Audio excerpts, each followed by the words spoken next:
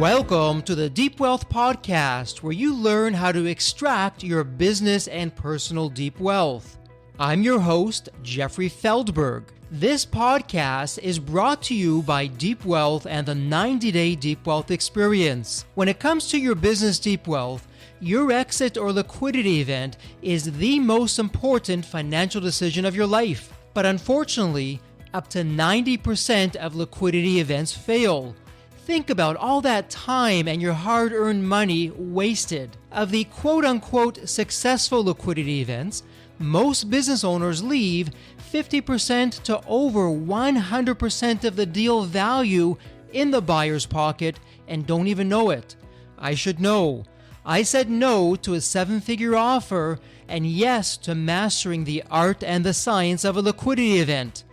2 years later, I said yes to a different buyer with a 9-figure deal. Are you thinking about an exit or liquidity event?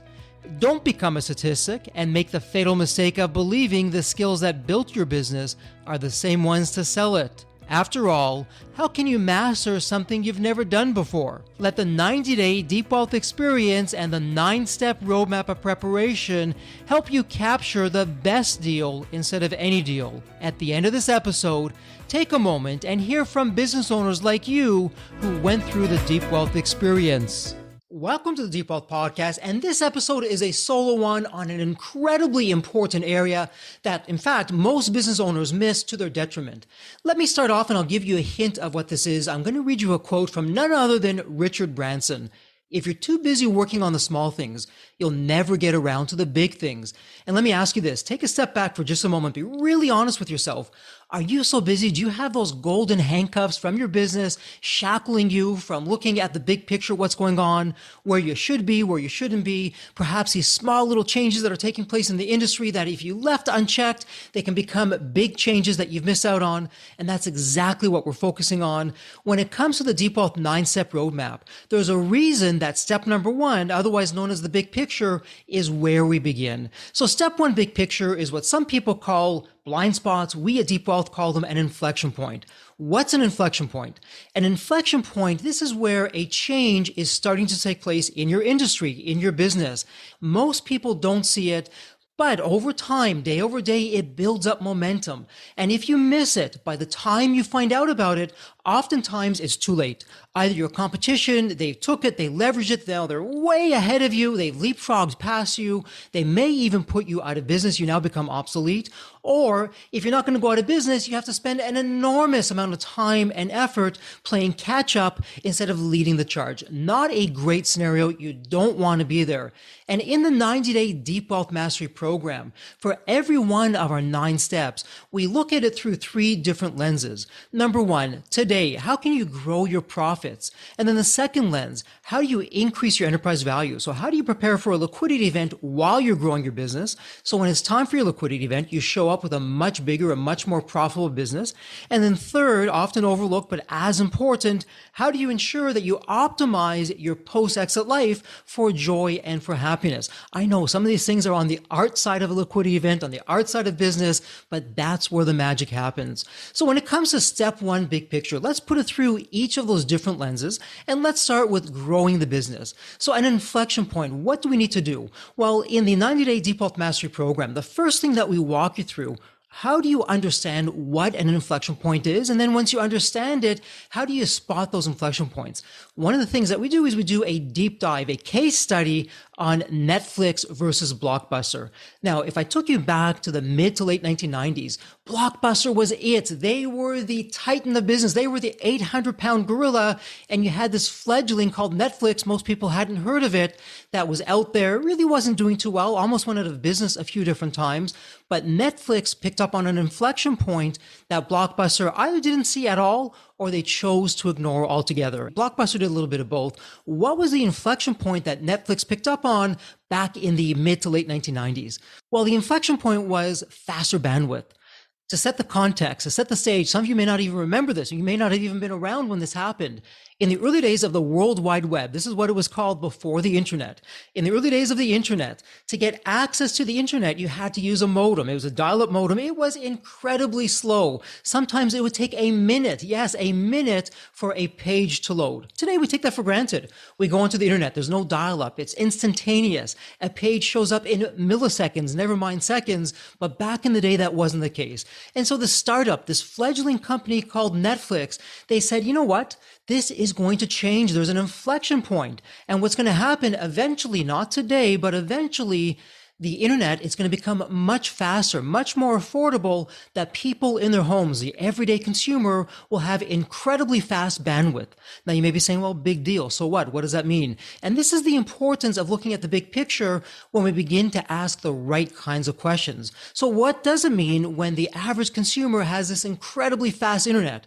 Well, when it comes to movies, you can now stream movies. So gone are the days, if you can remember this, of driving to your favorite video store and going through the traffic and the weather. You get to the video store, there's lineups, it's busy, and maybe the movie that you want, it's not there. Someone else rented it. You're out of luck. Not a great experience. So Netflix saw this, and they began in the early days to prepare for streaming movies.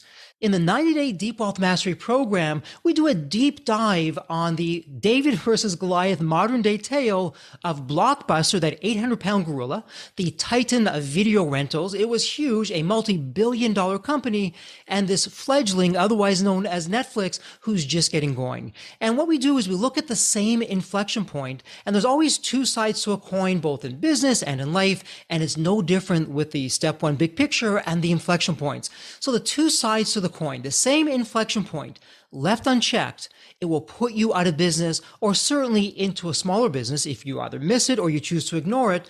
But the very same inflection point, when you identify it, when you leverage it, when you do something with it, it can have you put yourself out of business and put yourself into a much bigger, more profitable business.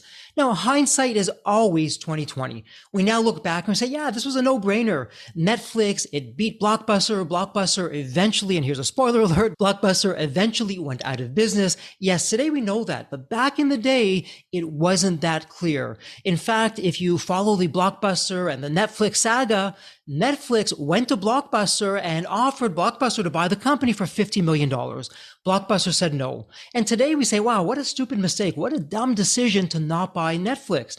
Back in the day, though, let's put this into context.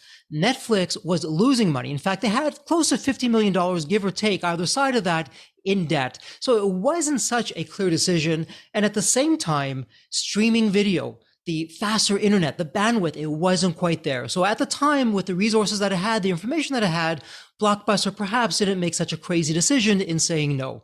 Time said otherwise. But here's the difference. Even if Blockbuster said no, which they did, Blockbuster now knew about streaming movies, and they chose to ignore it. Netflix was way ahead of its time because streaming movies would take much longer than they thought it would take, but eventually it did come on the scene. So with that in mind, let's now walk through those three different lenses that you know the big picture, you've identified an inflection point. How can that grow your profits? Let's talk about practical things today. So when you go through the 90-Day Deep Wealth Mastery program, the first thing that you do is you understand, well, what exactly the inflection points are. And as we shared, an inflection point, it's something that's changing in the industry. It may be very small right now. There's not a lot of momentum with it, but it is happening. And you learn how to spot those inflection points, often years in advance. So when you understand what an inflection point is, you now know how to spot an inflection point. The next logical thing to do, well, how can I leverage those inflection points for success in the business? How can I put myself out of business and go into a much bigger business? Because let's face it, what's the point of a liquidity event? What's the point of a post-exit life if you're no longer in business? There is no point. And that's the power of the Deep Wealth 9-step roadmap. Each of the steps, it ensures that we're in business to remain in business, bigger, more profitable, thriving, and that when we do show up for the liquidity event, we're showing up with a much more valuable, a much more profitable business. And so one of the things that you learn to do when you learn how to leverage these inflection points, you want to remove what we call those inflection point business killers. So an inflection point business killer, what is that? Well, let's go back to my David versus Goliath modern day saga, otherwise known as Blockbuster versus Netflix. In that modern day saga, the business killer, the inflection point that put Blockbuster out of business, there were a few of them, but one of the main ones was faster bandwidth, the ability to stream movies. That was huge. Blockbuster said, well, why should we worry about this? And this is where, as business owners, I want you to pay attention, because most of you, believe it or not, you are the next Blockbuster waiting to happen. I don't want that to happen for you. So listen to how we avoid that.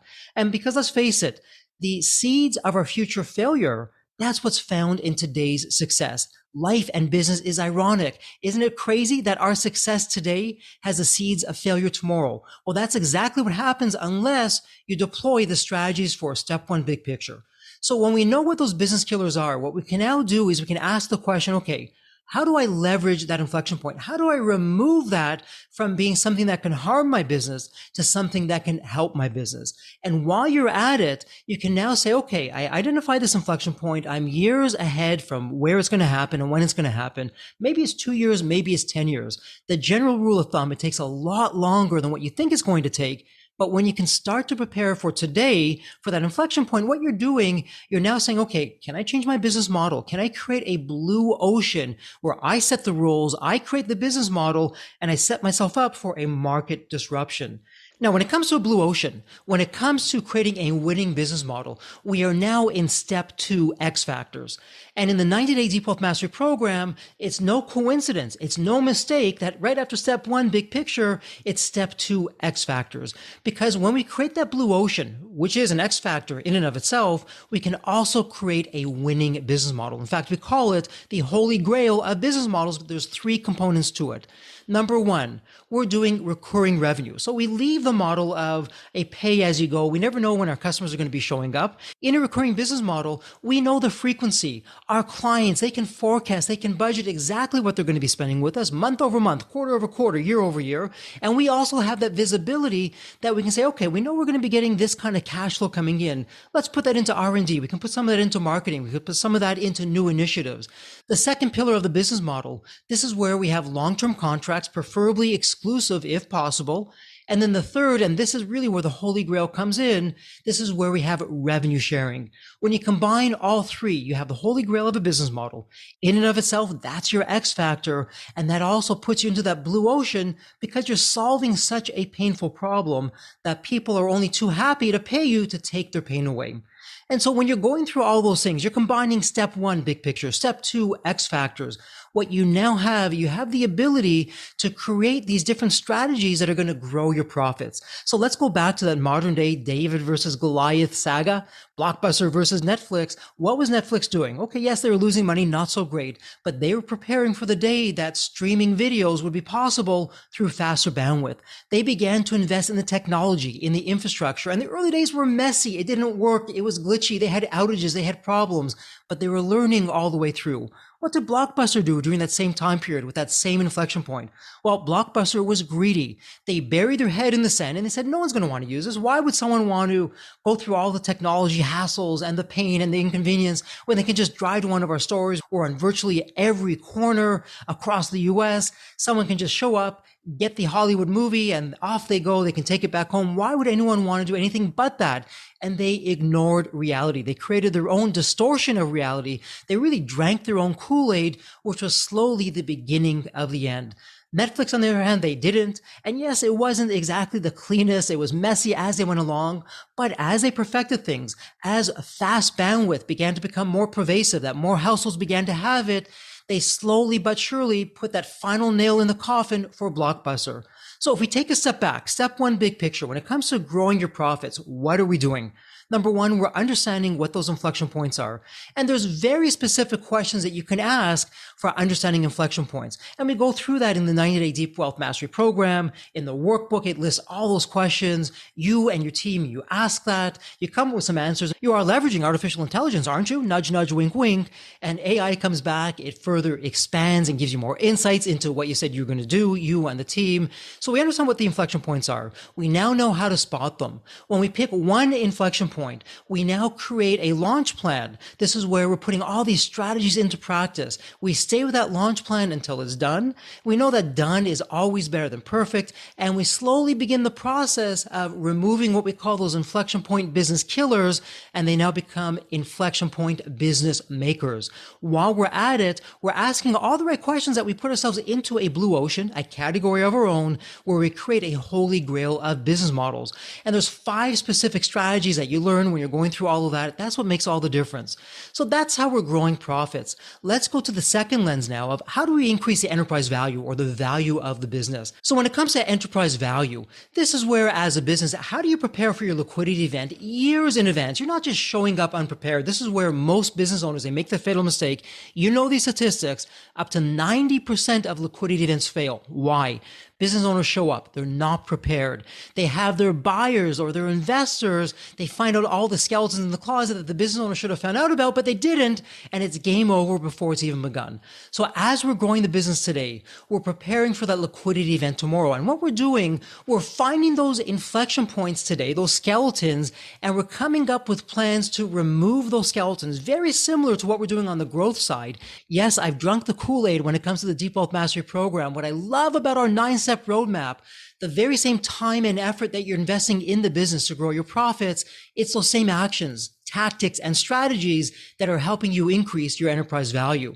So you're removing those skeletons, otherwise known as inflection points, because you put plans in either how to eliminate them, or the other thing that you're doing, you're saying, how can I take those inflection points and make them X factors? And so we focus on that. We eliminate those inflection point deal killers. And now we have all those strategies in place. We're taking those X factors, and some of those X factors, they are absolutely world-class. We are the only ones in the world that are doing it. We are the best at what we do, that they go from being an X factor to what we call a Rembrandt, and we display those Rembrandts for the entire world to see. Those Rembrandts, which come from inflection points, that's what help us keep our customers, that they renew. That's what helps us to get new business. And that's what takes us from zero to hero in terms of growing our profits, increasing our enterprise value, creating a market disruption. Because the other thing that we're doing with those Rembrandts, with those inflection points, with those skeletons that we removed, we're creating an incredibly compelling narrative for our future clients, for our existing clients, for our future buyers, our future investors. We're creating a narrative that tells the world why we are the place to be, nowhere else, and why as a potential customer, you should put your business with us and nobody else. Or why as a future buyer, you should buy our company, or as an investor, you should invest in our company because we'll give you the highest return on investment. Now, for those of you that are saying, Jeffrey, okay, listen, you had me at inflection points. I wasn't quite sure about that, but yeah, you convinced me. But you're telling me that a narrative can do that much? Absolutely. You better start knowing that a narrative does do that much. You've heard on this podcast, I've had evaluators come on, and they all say more or less the same thing, that a powerful narrative that creates 80% of the enterprise value for a business. Let me repeat that again. A powerful and compelling narrative that forms up to 80% of your value when you're getting in front of buyers and investors. Let me give you a few examples, not just from the Blockbuster or Netflix, but let me go to my e-learning company, Embanet. That's the company that I had the 9-figure deal with. So at Embanet, the inflection point that was taking place in the marketplace, it was becoming more difficult for universities that we worked with to enroll new students. And they didn't know how to market. The marketplace was changing. You had the internet. You had the competition coming in town physically and setting up locations. You had the competition coming in through video conferencing at the time because the internet wasn't quite as fast as it is today. And so all those things were going on. The universities were losing students. They started to lose money in some instances. And the inflection point was, well, how can we help a university market and enroll more students than ever before? Embanet at that time was not a marketing company. We were an online company. We converted courses to online. We did the hosting. We did the technical support. That was it. And it's very similar when you go back to Netflix. Netflix did not start out as a company that streamed movies. If you remember, Netflix started out with DVDs in the mail. You would get a DVD in the mail as a rental. You kept it as long as you wanted. When you're done, you sent it back through the mail, and then the next one came. Netflix found that inflection point, otherwise known as fast bandwidth, and they began working on that. Well, the same thing that we did at Embanet, we identified the inflection point, the ability to help universities market their programs in ways they couldn't do on their own to get more students. And slowly but surely behind the scenes, we began to market that and get that out there. Now, here's the key. The problem was so painful for universities. They could not figure it out on their own. Or even if they did figure it out on their own, they did not have the budget to solve it. They were prepared to go into the holy grail of business models with MBNet to help them do that. How did we do that? Well, universities, for starters, they already have a recurring business model. The recurring business model is most students, when they enroll in a degree program, every course that comes up, they're paying for that. And oftentimes they'll pay for a semester at a time or a year at a time. So that was already in place. But what we did, we went back to the universities and said, listen, we can help you fill the seats in ways you've never done before, maintaining your quality, helping you keep your intellectual property. But in order to do that, we're going to spend a lot of money. And in order for us to do that, we need to have a long-term, in most cases, a 10-year exclusive contract. So the universities asked themselves, okay, are we going to do an exclusive contract with MBNet? After they ran through the numbers, they said, you know what? Yes, it's worth it for us because MBNet took all the risk off the table. We're not going to charge you a dime. In fact, we're going to pay you from the very first student onwards. You're getting a check from us. How we're doing that is we're going to split the revenues. So we created a blue ocean with the holy grail of business models, and everything was integrated into one. You couldn't have one without the other. We would not help the university if we didn't have that long-term exclusive contract. We would not help the university if we didn't have that profit sharing, that revenue sharing. So you see how everything was tied together. MBNet One was the original business model. This is where we're doing the hosting, the technical support, and the course development. MBNet One could not have gone to the universities and asked them to do the holy grail of business models because the university would have said, we can do the courses on our own. Thank you very much. It's not going to cost us that much. Maybe they won't be as good, but they'll be good enough. MBNet 2, however, they could not say no to because they couldn't do it at all. And that's the power of an inflection point. When you identify that early enough, you become the victor, not the victim. And this is where you call your own shots. As a quick epilogue, by the way, if we would have waited on that, if we would have missed that, if we would have had competition get to that ahead of us, and we would have come at the same problem 5 years later, 3 years later, 7 years later, the universities would have said no. Same idea, but timeliness is next to godliness. And that's why it's so important when you identify an inflection point that you immediately ask yourself, can I do something about this? Here's the thing. Out of 100 potential inflection points, only one of them may be relevant to you, but that's all that it takes. And as soon as you find that, you jump on that right away, you get ahead of everyone else, you become the world-class leader in that, and that's where you create your own blue ocean, your own category. You call the shots.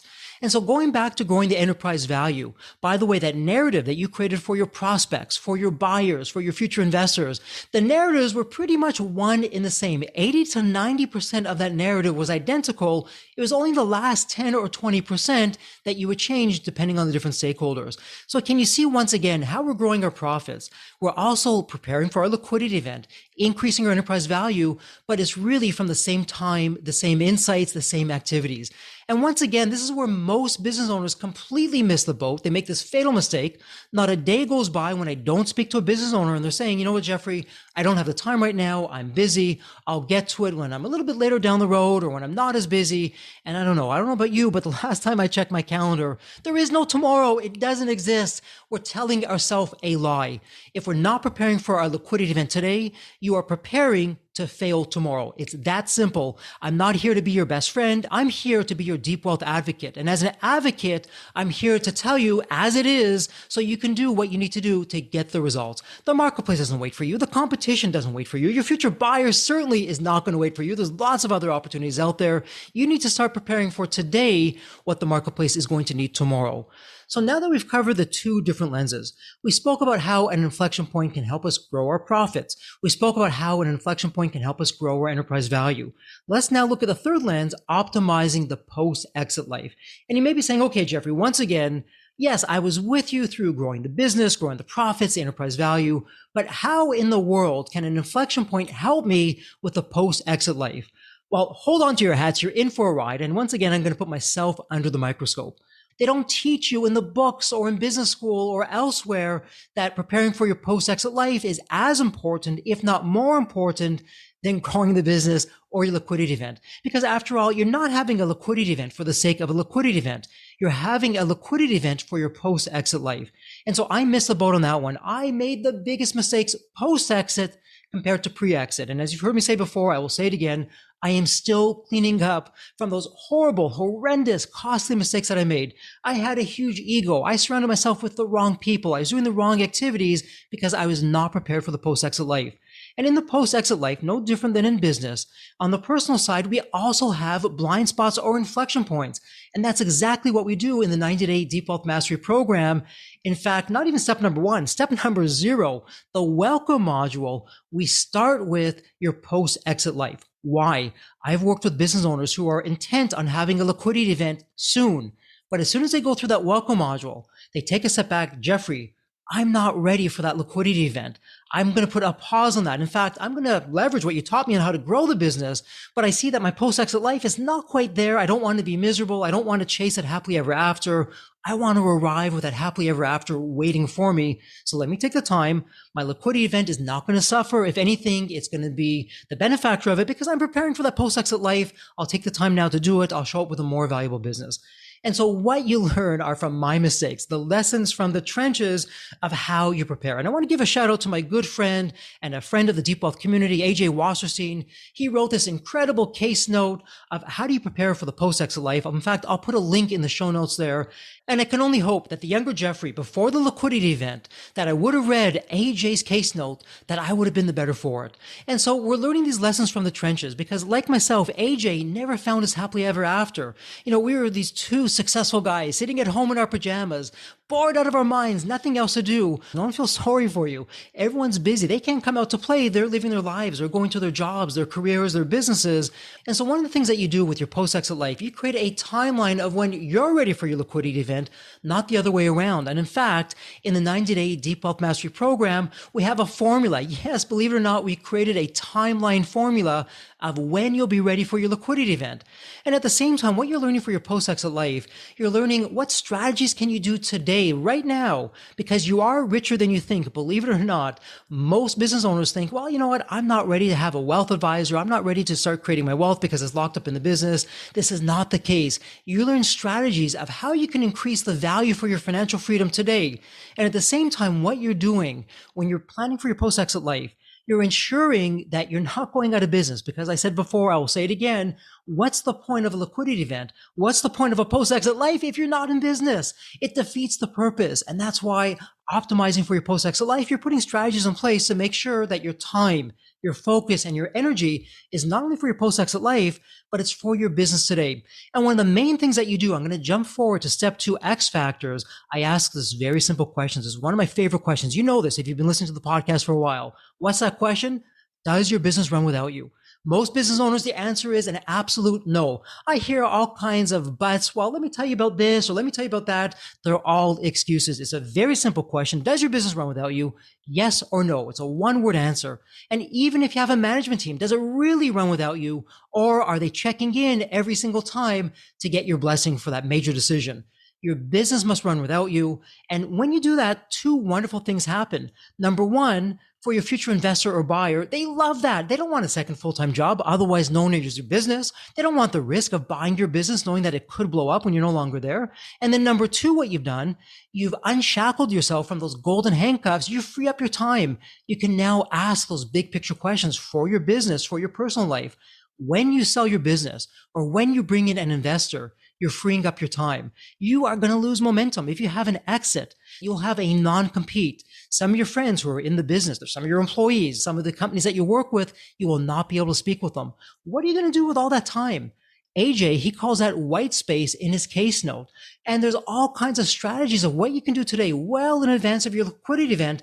How are you going to fill your white space? Not just with anything, but with activities that leave you energized, that have you feeling excited. Hey, I can't wait to pick up that activity tomorrow. It just feels so good to do.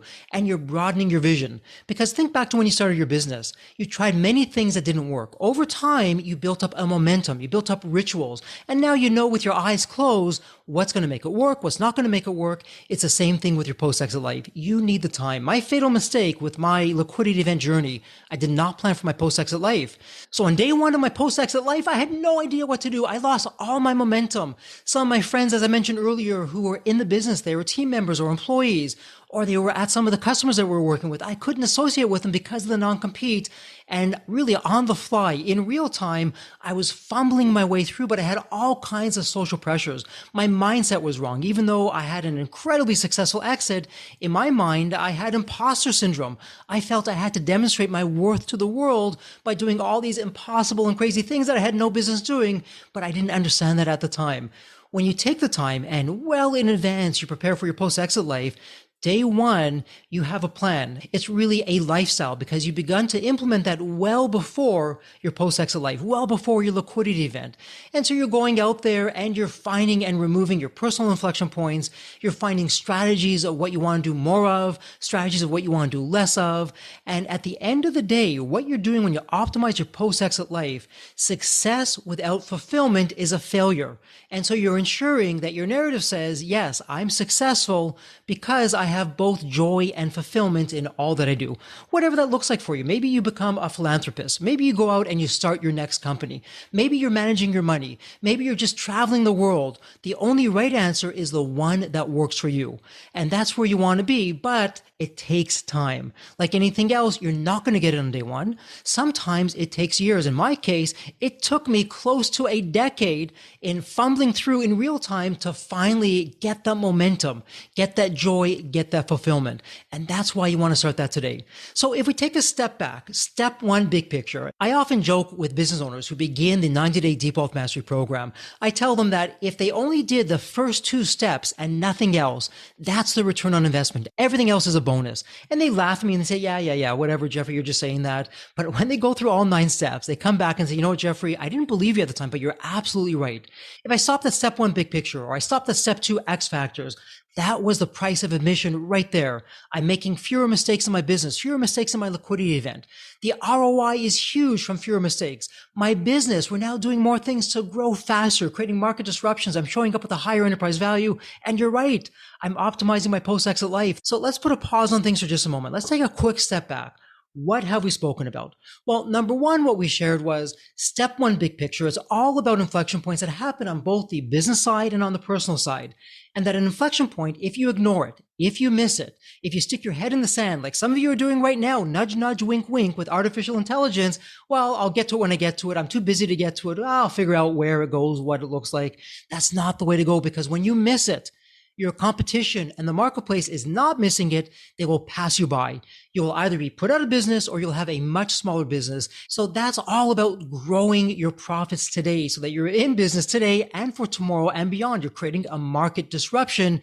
You're really solving a new and painful problem to keep you relevant.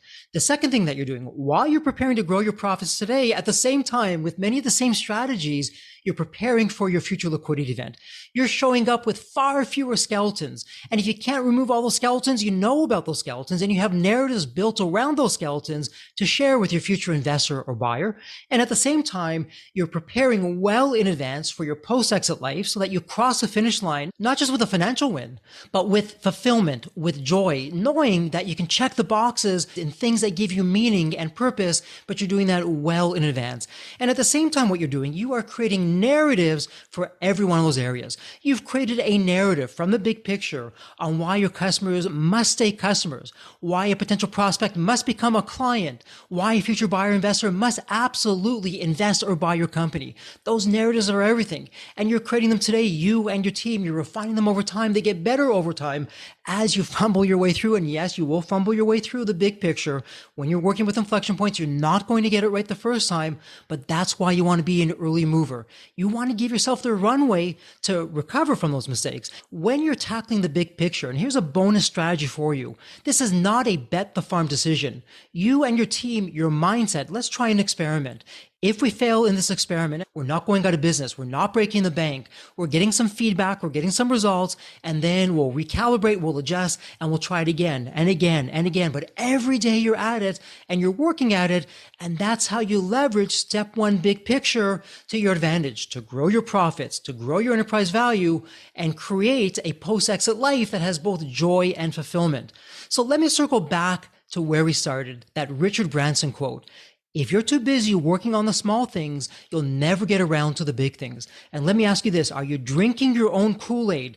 Are you buying the lies? Yes, I'm going to call it for what it is. Are you buying the lies that you're telling yourself, I'm too busy to think about the big picture. I'm too busy to even think about a liquidity event, never mind a post-exit life.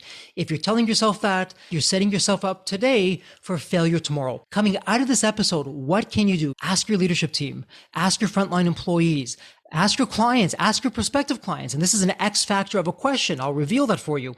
Hey, what's keeping you up at nights when it comes to your business? That's what you're asking your prospects or your frontline employees or your team, your leadership team. Hey, what's keeping us up at nights when it comes to running our business?